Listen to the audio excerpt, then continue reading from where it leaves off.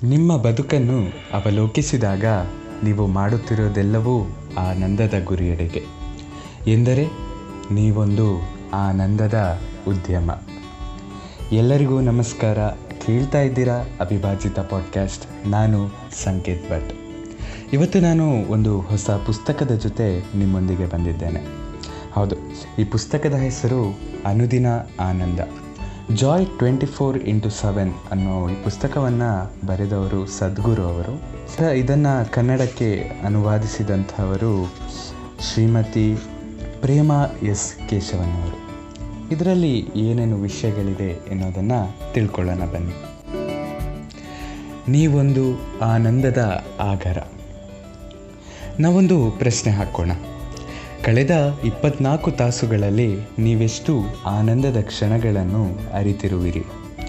ಪ್ರತಿಯೋರ್ವನು ದಿನದ ಅಂತ್ಯದಲ್ಲಿ ನಿರಂತರವಾಗಿ ಈ ಪ್ರಶ್ನೆಯನ್ನು ಹಾಕ್ಕೊಳ್ಳಬೇಕು. ಪ್ರತಿ ರಾತ್ರಿ ಮಲಗುವ ಮುನ್ನ ನಿಮ್ಮ ಲೆಕ್ಕಾಚಾರವನ್ನು 5-10 ನಿಮಿಷ ಅವಧಿಯಷ್ಟಾದರೂ ಪರಿಶೀಲಿಸಬೇಕು.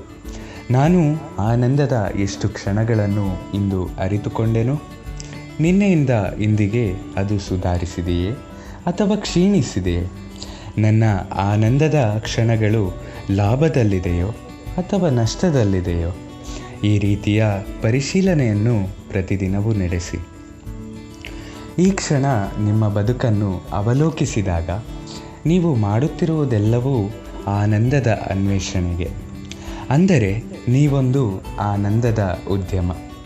ನೀವು ಆನಂದದ ಉದ್ಯಮಿಯಾಗಿರುವುದಾದರೆ ನಿಮ್ಮ 5ನೆಯ ವಯಸ್ಸಿನಿಂದ ನಿಮ್ಮ ಉತ್ಪಾದನೆ ಉತ್ತಮಗೊಳ್ಳುತ್ತಿರುವುದೋ ಅಥವಾ ಕ್ಷೀಣಿಸುತ್ತಿರುವುದೋ ಎಂಬುದನ್ನು ಪರಿಶೀಲಿಸಬೇಕು.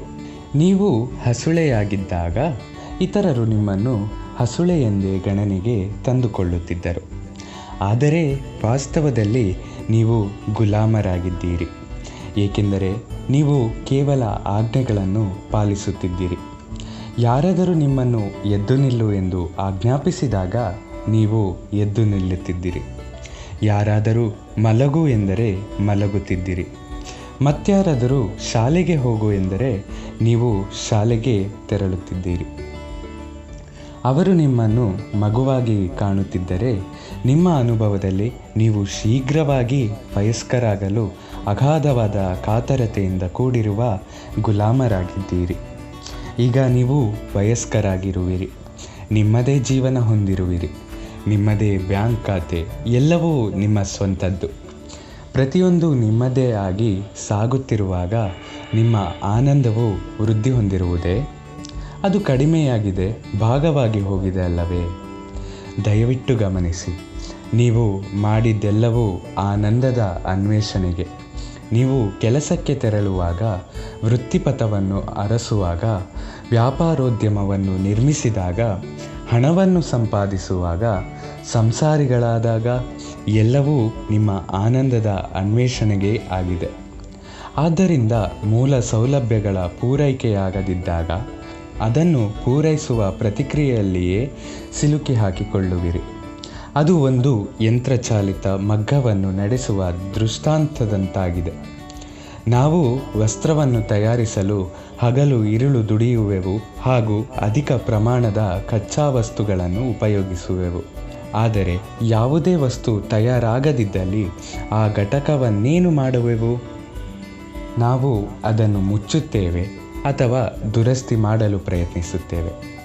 ಇವೆರಡೇ ಆಯ್ಕೆ ನಮಗಿರುವುದು. ಯಂತ್ರಚಾಲಿತ ಮಗ್ಗವನ್ನು ಸ್ಥಗಿತಗೊಳಿಸಬೇಕು, ಇಲ್ಲವೇ ಪೂರ್ಣ ದುರಸ್ತಿ ಮಾಡಬೇಕು. ಧನ್ಯವಾದಗಳು.